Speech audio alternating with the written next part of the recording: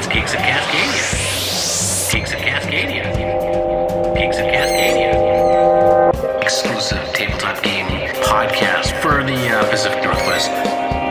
All levels of gamers. Analog gaming.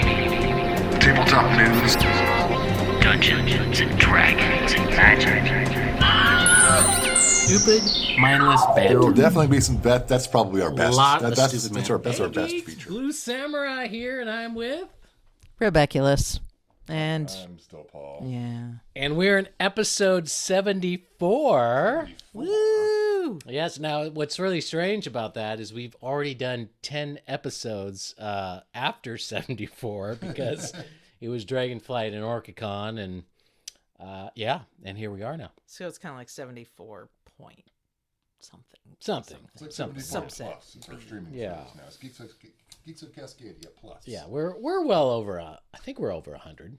I think total. I think so. Well, if we count the Orcacon Orcapod podcast, we're way we're way over that. Man, if this were TV, that would mean our ratings were awesome and the audience loves us, and that's why we're renewed year after year after year. Exactly.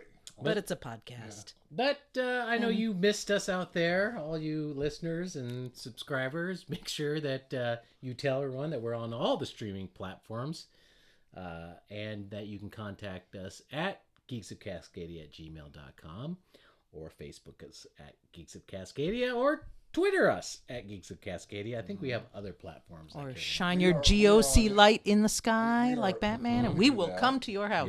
Yes. We are on Instagram, however, and 3 people will get this joke. I'm worse at Instagram than Andrew Secunda. Yeah, I didn't get the I joke. hear the 3 people laughing now. Mm-hmm. So let's get into it. What about con news? Con news. News. We were just at Orcacon. Yes. Do a little bit of a recap there. It was, as you might imagine, lightly attended. I saw no live orcas as I was promised. Well, we always promise, but you don't always believe us. Yes, there was I wish there were more people. We had a snowstorm. We had a flooded freeway. We had a closed border, and we had an Omicron thing going on. Yes, not But, good. It wasn't. Could have been worse. I don't think you could have gotten any worse. Well, you're probably right.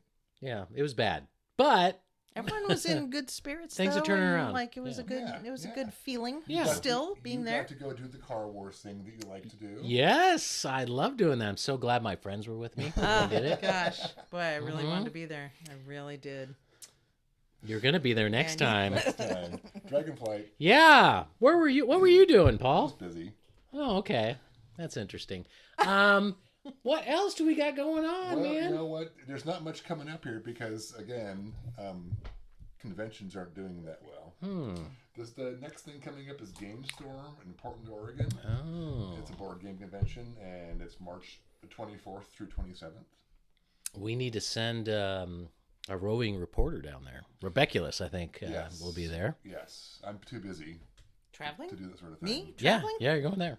Remember, we make a lot of money off this podcast, and we got to spend So I'm it. going to get to Yes. use the official Geeks of Cascadia van and limo Yes. service. I'll give you And the credit valet. credit card. Yes. Credit card. Yes, then It's on a post-it. Well, I guess since we don't have a lot of con news for you out there, the good news is things are getting better, so I think we'll start seeing more cons pop up. But we've got a little bit of tabletop game news, starting with our Kickstarter stuff. So take it away. Thank you, and pardon me if I adjust the microphone here. So, I try and keep it to actual tabletop games and not really RPGs because there's so much news about RPGs, and I like the card games and little those kinds of things. So I found this one out of Stuttgart, Germany. Dionysus Games. Shut up. And this guy named Andreas, and the title of the game is Gluty Bear, Gluty, Gluty, Gluty Bear, and the Worst Truck. And worst is, what is it, Paul? It's a sausage, isn't it? It's worst. It's the worst truck. Oh, yeah, I get it. I thought you would, since you're so into sausage parties, I thought that would be a thing you would like. I made cassoulet de sausage today. There you go. So there's 9 days left to donate to this. Probably still a few days by the time you get this put up. And this was the cutest little game. It is a game with 7 cards only, very portable. It's 3 to 4 players. He specifically mentioned that it's a great bar game because it's super portable. Excellent. Yeah. And it looks just cute as can be. You get cards with, there are 2 bun cards, like bread, like rolls, 2 forks, a bear claw, and a wurst, a sausage card. Nice. And it's just a game of blind trading. It takes about 3 minutes per round. And if you draw the bear card, you get to eat. And if the bear draws a sausage, then he's happy and you get a point. And if he draws a bun, he is gluten intolerant and he loses a point. So. Oh no. Poor thing. And this guy, I actually scrolled down to his other games. His goal for these games is to talk about human encroachment on wildlife. Okay, And that's cool. what all of them are kind of based on. They're all funny. They're all cute. One of them is called A Kraken in the Chicken Coop, and one of them is called A Walrus Goes Ice Fishing. I'm sure there's elements of, real, oh crap, losing all our icebergs and whatnot, but also probably cute. So I like that. I like that about him. Anyway, Glooty Bear and the Verst Truck. All right, tab number 2, Crabs in a Bucket by Blue Rondo Games from Irvine, California. There's worse places to have crabs. Mm-hmm. That's true. Oh, what were you snickering at? Blue Samurai? Just rather have them in a bucket. That's Okay. all. Oh, you boys. So Crabs in a Bucket looked pretty cute, and it has 28 days more to go. It's actually fully funded, but you get lots of stuff. You get lots of extra stuff. So basically, the first person, cute graphics, cute minimal game pieces, just cards, 5 to 15 minutes, 2 to 6 players, and the first one to fill your bucket full of crabs wins. There's a nifty little video. It's kind of too much to talk about here. There's a lot of stuff, but it's cute, and it's crabs in a bucket. I don't know. I feel like I was going to say something more, but don't let that stop you from getting crabs in a bucket. Floating Floors. This one was kind of neat. That is Guff Studios. Stella, Carl, and Mark created Floating Floors, and it's out of Melbourne, Australia. Should I do this all in my please. Australian accent? No, Okay. don't do that. All right. So you got these tiles, and you're supposed to move your little ninja meeple across these tiles, but the tiles are built on, you're building your own tiles, and your opponent's building your tiles, and they're off balance, or they're balanced however you build them. You don't know how your opponent's built theirs.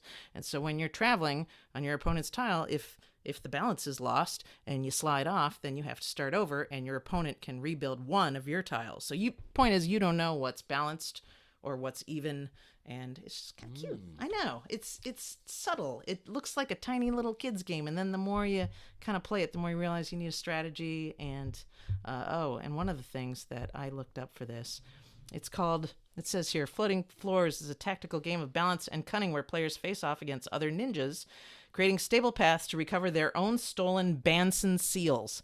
I thought this was like seals, like the So I looked up Banson. I couldn't find it. I think it's I don't know what it is. If you guys know, please call Still Paul and let me know. Mm-hmm. There's a meteorologist for Fox News named Banson, and then there's a dentist in Michigan named Banson, but it has nothing to do with those We two. should contact them. You should contact them. I know. I'm curious. Anyway, so if you want to know what the Banson seals are, I don't know, That's buy your this game. homeland of Michigan. It is my homeland. Thank you for acknowledging. And then an honorable mention to the classic game of Go Fish from the UK. It is Go Fish, the National Sea Life Centre. And because it's from England, they spell it Sentry with the E. Wow. I love that. Yes. I love when they switch things around. It's so cute.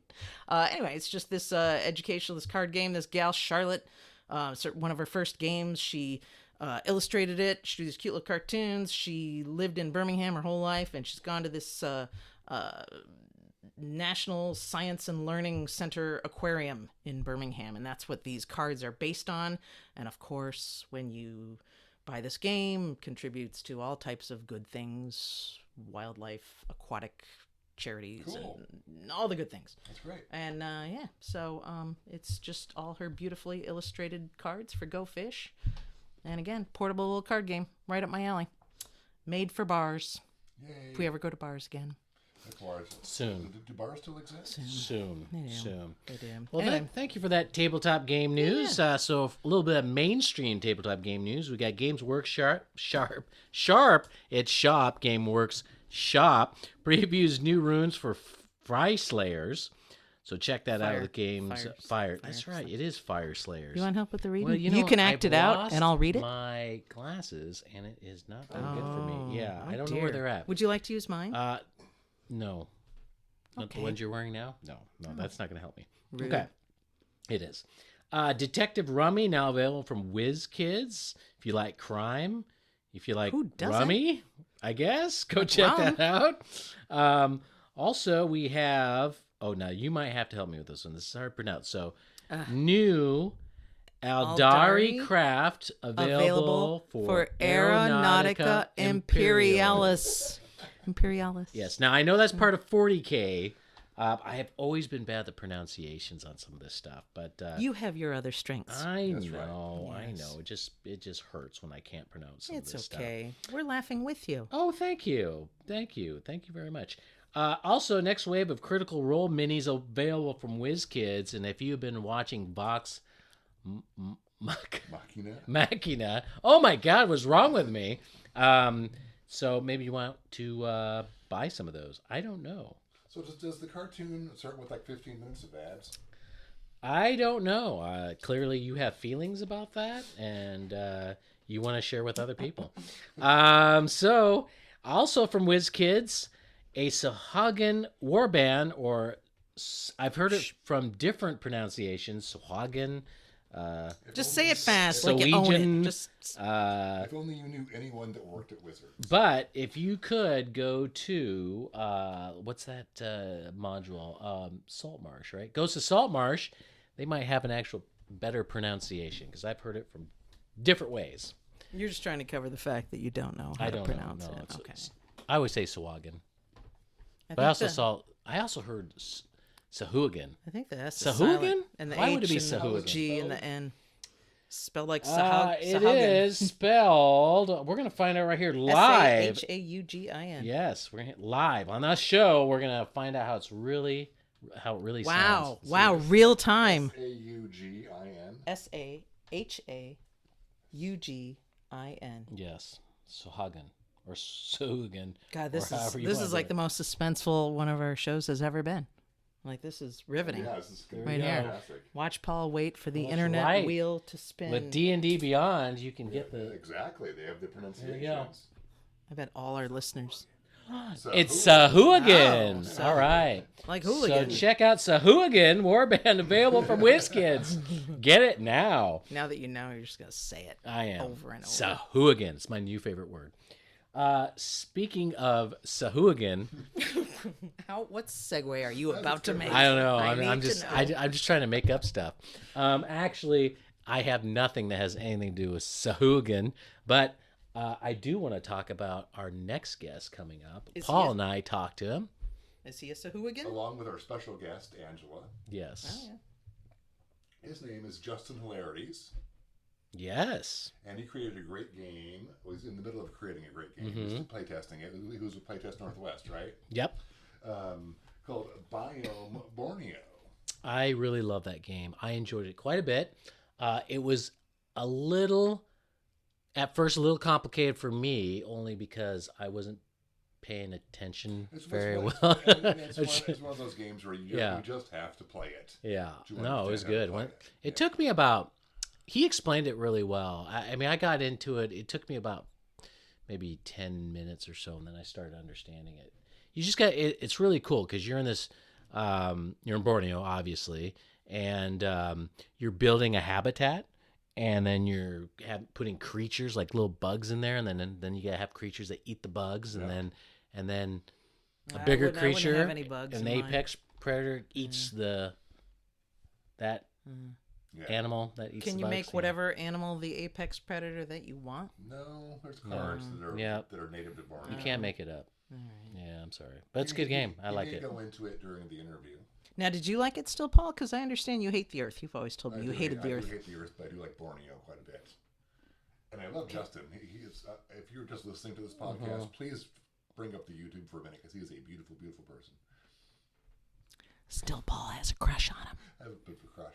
Yeah. No, I love the game. I can't remember. Well, I guess in the interview he talks about when he might be kickstarting this thing and when he's getting off the ground. Like early spring, I think, if I remember correctly. Yeah. My big regret is we couldn't stay longer because we only had so many minutes. But it was pretty fun. Yeah, we had a meeting we had to get to. Yeah. Sometimes things have to be planned. Stupid meeting. Well, since I wasn't there, can I please hear this interview?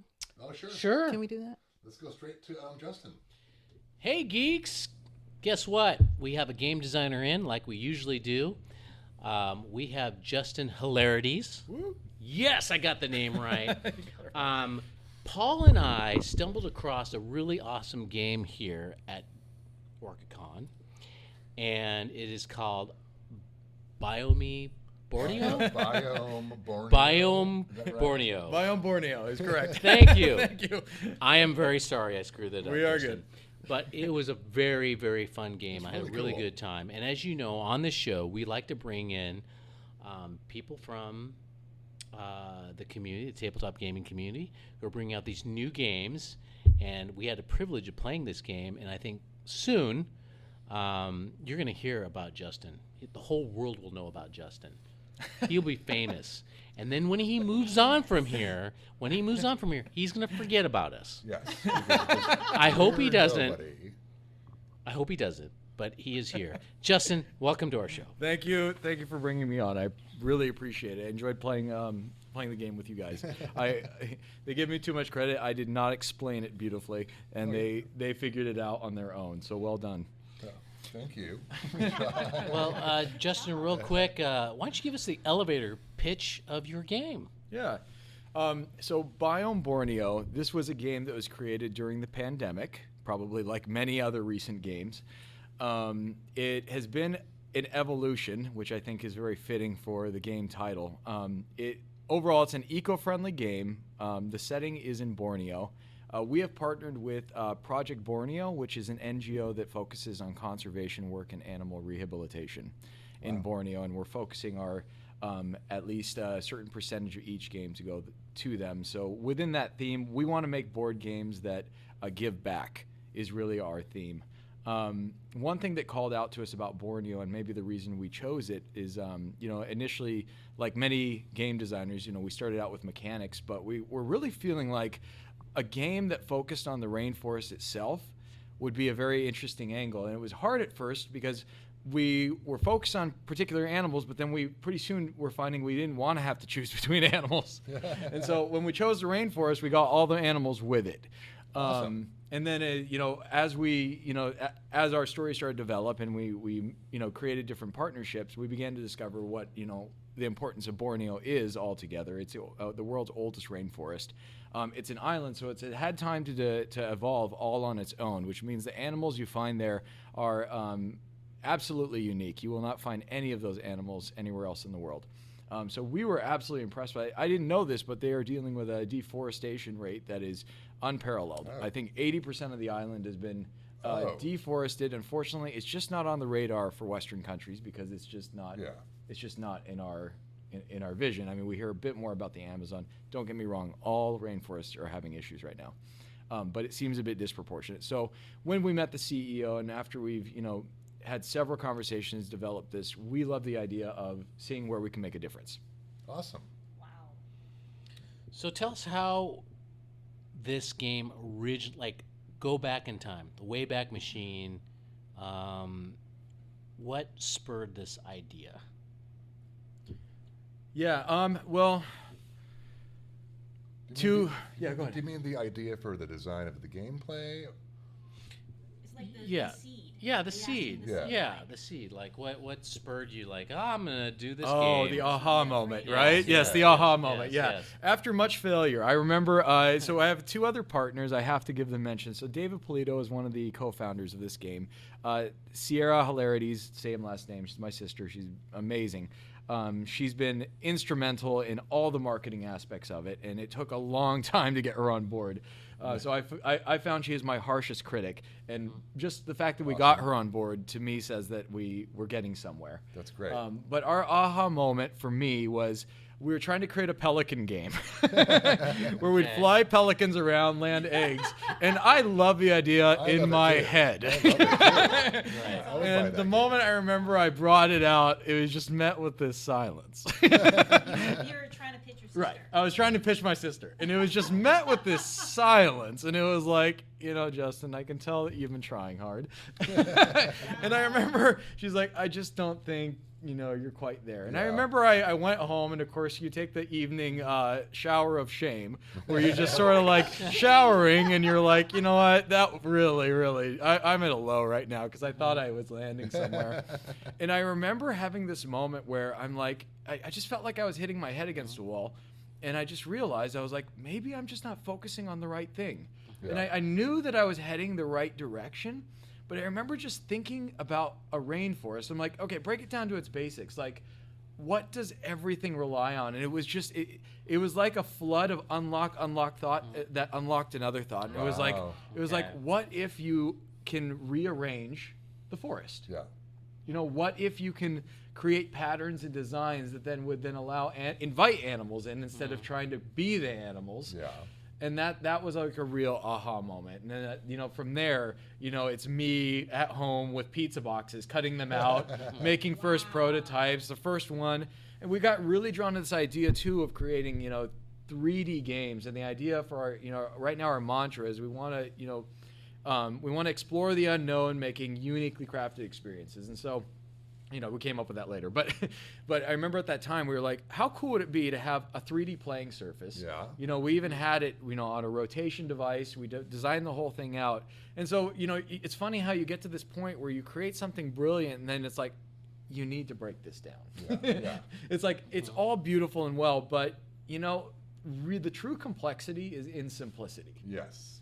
And I think that was the other really major turning point for us, is when we really got honest with ourselves and said, okay, there's a lot of like neat and fancy things and frills you can attach to this, but how do we really break this down and get it as simple as possible, yet as complex, almost like how DNA would build, endless complexity with 4 letters. Yeah. That was kind of our process. That's wonderful. We talked to a lot of game designers, and they go through this long process, and they have folks to support them. I'm glad you got your sister, you got family there to support you. So in this game and how you developed it, how long did it take from start to finish, and how many iterations did you have before you got to the final product?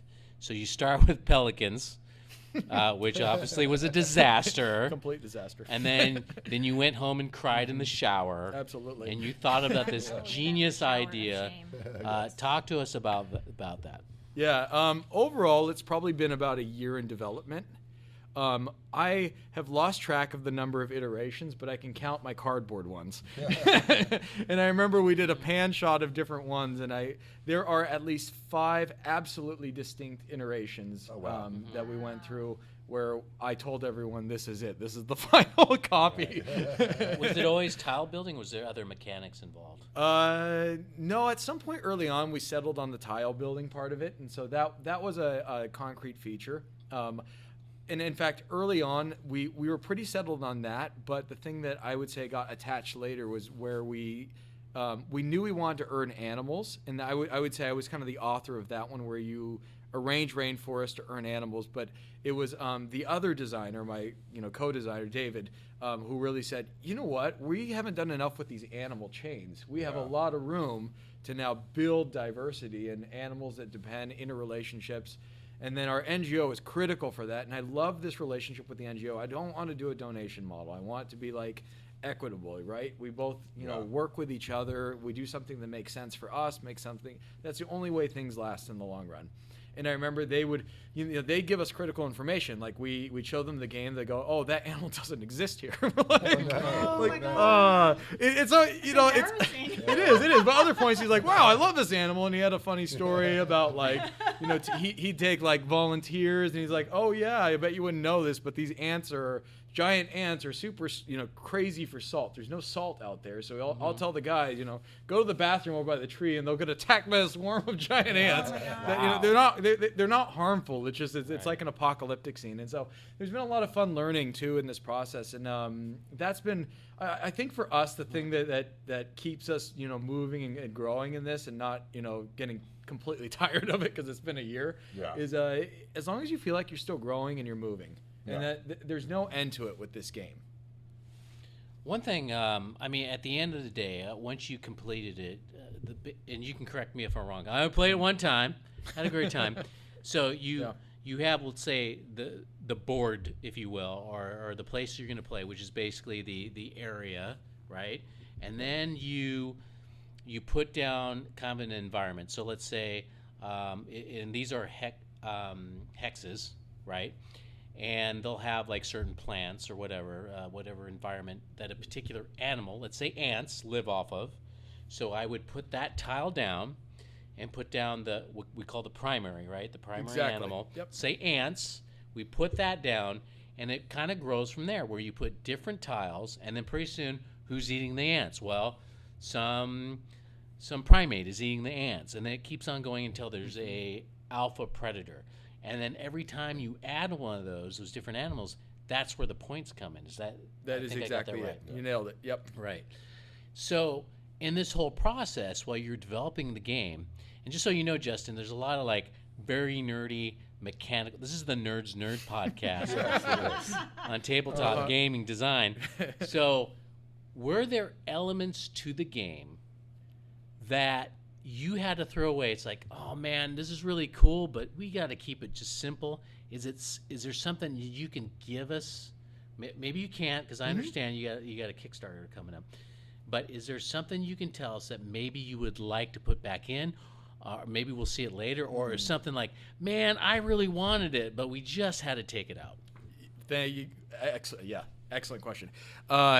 One thing that I loved is one of my earlier prototypes, we built a true three-dimensional environment. Had our board game was actually set up maybe even about 6 inches off the table. There were trees sticking through it. The thing was set on sort of a lazy Susan mechanism. And I love the dynamic of it because you could sit there, you could spin the thing. And I finally had one brilliant playtester play the thing, and he's like, I'm going to be honest with you, Justin. He's like, it looks cool, but I could lose track of where my playing pieces are. And it kind of hurt a little bit, and I really struggled. And even Sierra, she's like, she's really good with design. She's like, Justin, I have to tell you, she's like, I know you're hooked to this and you want this, but I think you gotta simplify it a little bit. Wow. And so that was tough for me to give up on a personal level because I'm like, what's left of me if it's gone? And but once, How long did it take you to then rework that? Because that was the game for you, right? Totally. And this is where I don't know anymore. You can only claim yourself as a brilliant designer to a point. And it's certainly not brilliant, because what you gotta do is surround yourself with brilliant people. Yes. And that's the secret, right? Because I had several people, like, even when I took that thing apart, took the trees off and put it on the board, they're like, hey, Justin, like, it's cool. Like, we had all of these, like, pieces that fixed in this larger piece. Like, why don't you just take that larger piece off? Then all the pieces are free form. And I was like, oh, yeah. I'm like, that's brilliant. So, thank you. So basically, you had multiple times in the shower crying. Yes. Over Go your back to the failure. shower. Go back to the Your shower. failure. You got to sort things out in there. Yes. That's hilarious. They can't see the tears. It was, Right. Yeah. So do you tell us about how we've talked to a lot of game designers where they develop their prototypical it was like, whether it be like taking playing cards or taking pieces from other games. What did you use to kind of build the structure of your game before you actually decided, hey, I'm going to actually design real pieces? Oh, yeah. Probably the hex-shaped pieces were the first thing to come. Didn't Albert Einstein say that genius is hiding your sources? No, I mean, I'm sure everyone's played Catan, everyone's played some sort of deck building game, and so what I can say is that I didn't grow up as somebody who was like an avid game player, and so maybe that might have been helpful in one tiny little sense, and that was like when I started designing it, I wasn't patterning it off anyone's game. It was more like I was just trying to get from point A to point B, and I was like, oh, that didn't work. Try this, try this, try this. So in some ways, I reinvented every single wheel along the way. I'm sure all these very, very amazing games influenced me. I'm more than certain of it. But there weren't really anything that I particularly had taken. But I did have suggestions from different play testers who were like, oh, why don't you add like a card gallery element, and that is to, make more playing cards available. And I was like, that's a great suggestion. Now, they got that from somewhere, right? And then there would be like other icon pieces, and I'm like, oh, why don't we do that? And I'm like, okay, that probably came from a different game than I've seen it before. So yeah, we're all totally rip-offs of a million different games, for sure. It's really cool how it's excuse me, multi-level, multicolored in the hexes you put your hexes in. Yeah. I found that to be very interesting. You have to pay attention to the colors of the hexes that you're playing and putting them where they belong. And there's some that can go in 2 different hexes. Right. So that was super cool. So once you develop the game and you put it out for play testing, how long did it take for the play testing to finalize, and what came back from the play test? I assume it was the 3D modeling, but what mechanically, was there anything that you had to change? Yeah, trying to think about that. I would say absolute refinement of our tile rules, because I think initially the tile mechanisms are definitely the hardest part of the game. And I think when we started out, we were much more rigid on it, but what happens is what theoretically you have in your head for people to do isn't what people like to do. Yeah. And that was the point at which someone was like, I feel a little bit restricted. Why can't I do this? And then we'd have to go back to the board and go like, honestly, why can't they do that? It's like, I don't know. I think we just said that they couldn't. Yeah. But then the other times where like I'll just give one example. Like it was like, why can't you lay a tile and earn 2 animals off of it? And that was a tough one because I was like, yeah, why couldn't you? Yeah. No one like Yeah, you why, made the Justin? rules. Yeah, exactly. Go take a sad shower again. I'm gonna take a cold shower this time. Yeah, seriously. And on that one, it was like we'd go and we'd try it, and it just didn't work as well. But there's no reason why you couldn't. And so we're still in a process where every once in a while I'm like, I don't know. We just had to make a judgment call and make a decision. And call it that way. But there's no.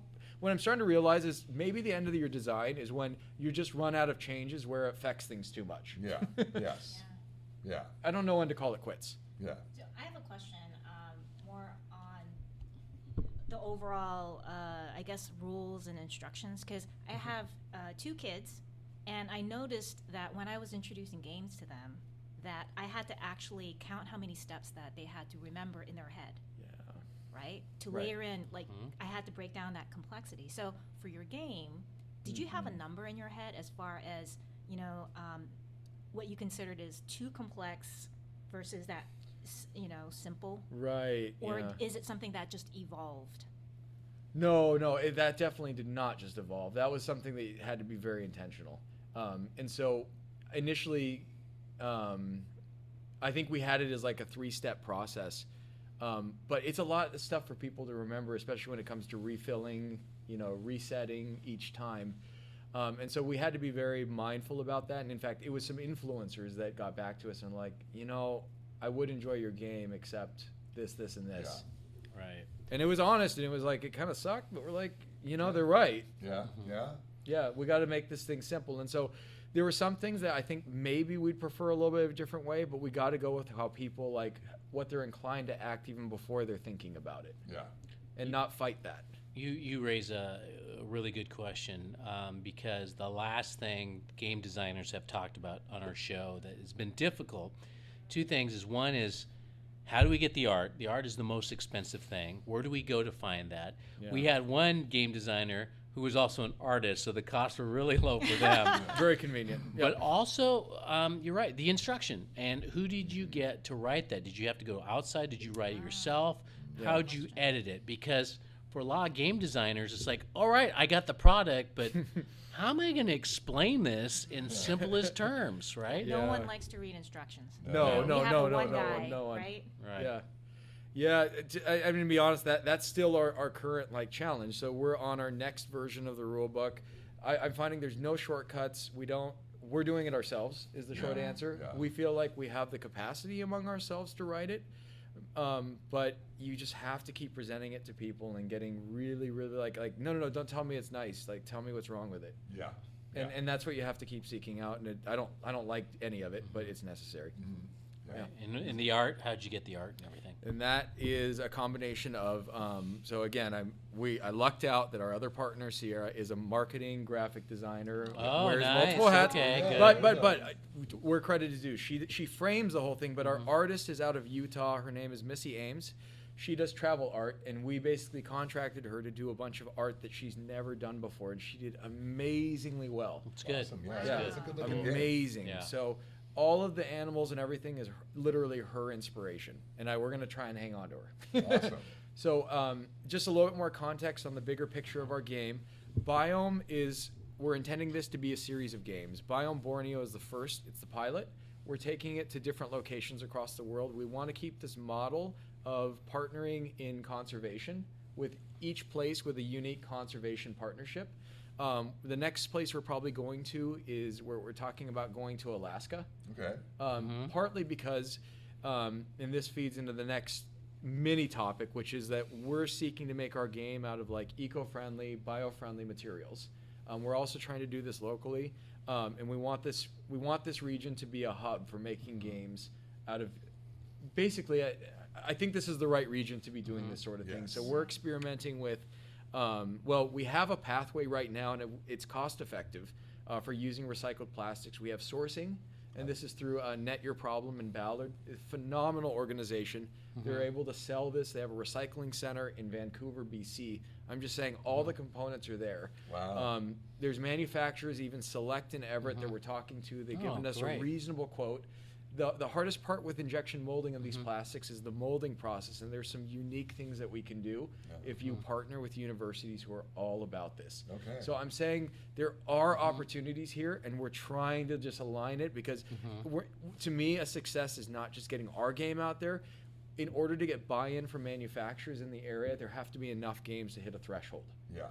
Definitely. And I think if it meets like that cost-effective point for game designers, I think it's going to unlock this area for doing more. What I really love is the fact that you're putting out the game that promotes the environment, biodiversity, and at the same time, you're like saying, hey, our game is going to be designed that way. We're going to respect the environment by putting in these recycled materials and all that. And one thing about game designers that have talked on our show, one of the big costs and the hurdle is, and you just mentioned it, is like, okay, we got the idea and everything. How do we make it? How do we physically make the box? How do we physically make the pieces? Totally. And obviously you told us what the end result was, but for game designers out there that are listening and want to design their game, where did you go to find this information? There's no information. Here's the deal. You're screwed, everybody. No. I was very honestly. This came out of frustration, to be honest with you, because we had an idea, we loved it. We thought, okay, we'll start a little game design company, and you just send it to someone to make it. Yeah. And then there's been a lot of changes lately. No one's getting their games, even if they get it for the price that they want. Not anytime soon. Container went up from $3,000 to $18,000. Oh. Jeez, which is going to completely change the game. So even if you can have it made at price, and then not only that, chipboard is in complete shortages. I don't even think you can get access to it if you didn't buy it 3 months ago. Yeah. Think about how many games are made of it. So we're reaching a little bit of a crisis scenario where I'm like, we're going to have to shift. No, everyone's going to have to shift, right? And so just out of survival, I'm kind of like, we got to figure something out. Yeah. We have to. And the other thing is we can't survive as just one board game trying to do it.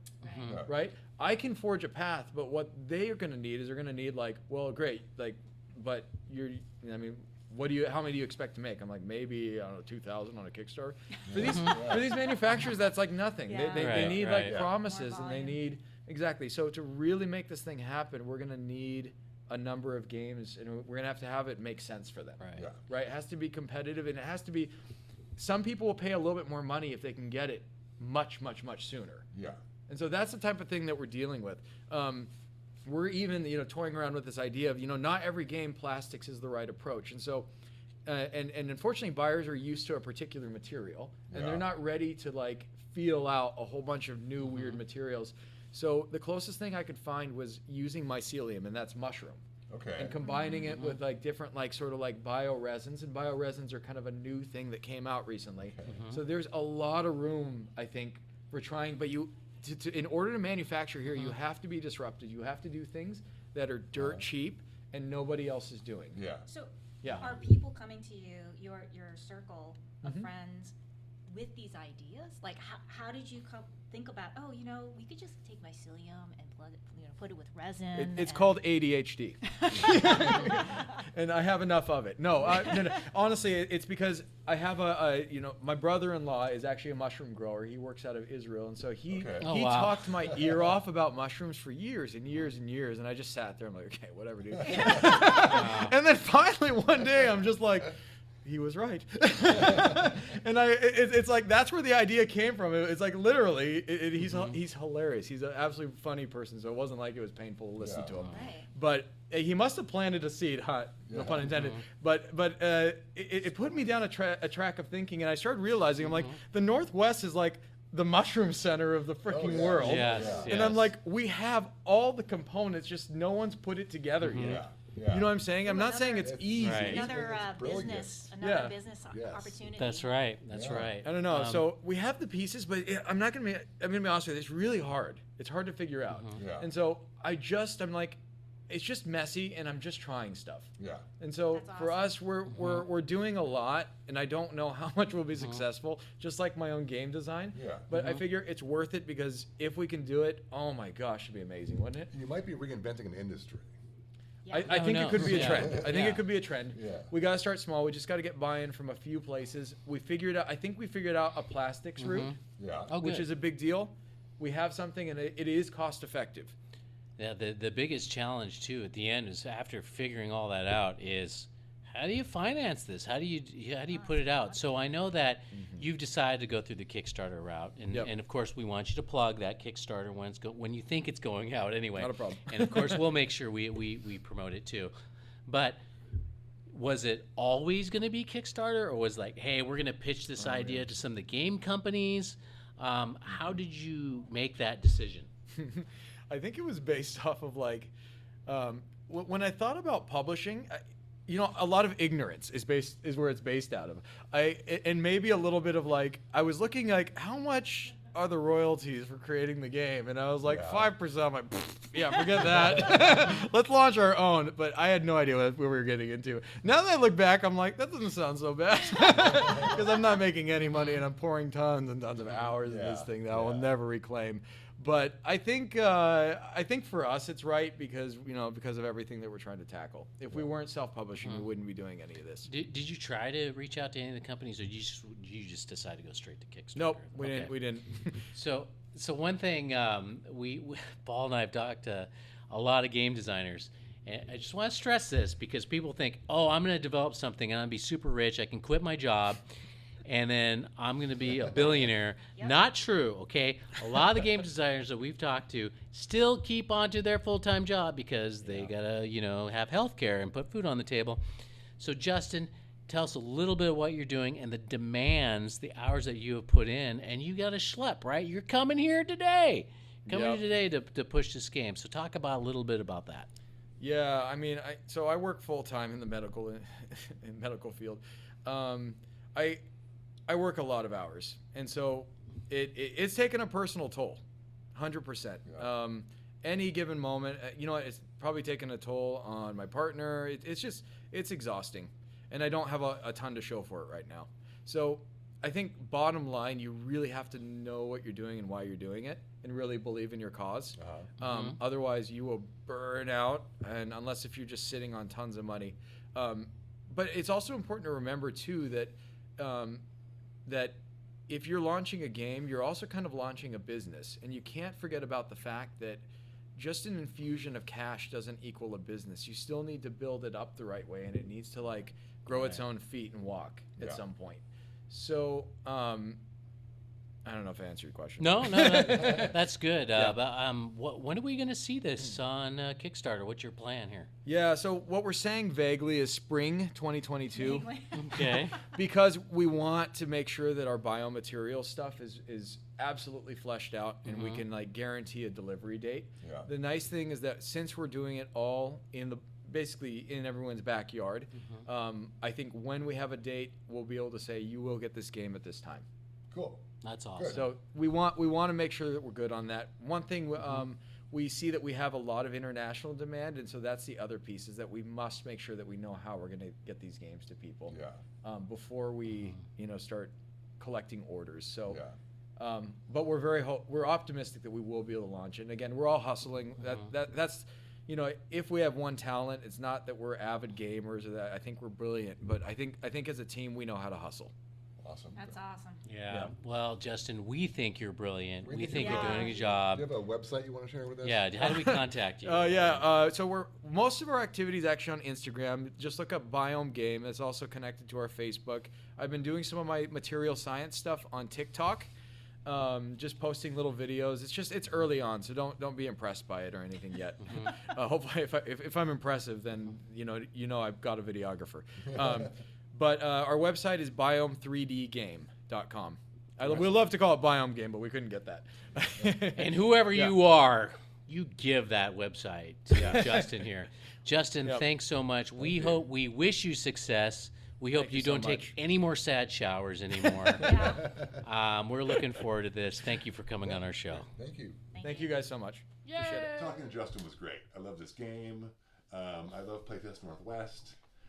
Visit their website. Maybe you can playtest games there. Go back and listen to our Dragonflight interview with Nicole from Playtest Northwest, and you can learn all about it. It was super fun. This game looks like it's pretty well done too.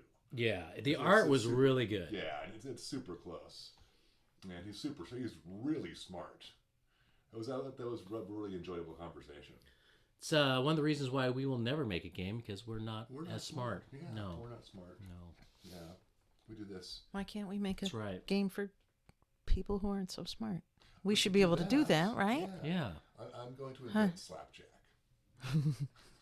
There you go. That sounds dirty. We're going to kickstart it Yes. next week. There's a deck of 52 cards. It's going to cost $100. Too bad we have no idea how to get on Kickstarter. We should ask some of these people that we talk to that have done Kickstarters. Haven't we done that in the past?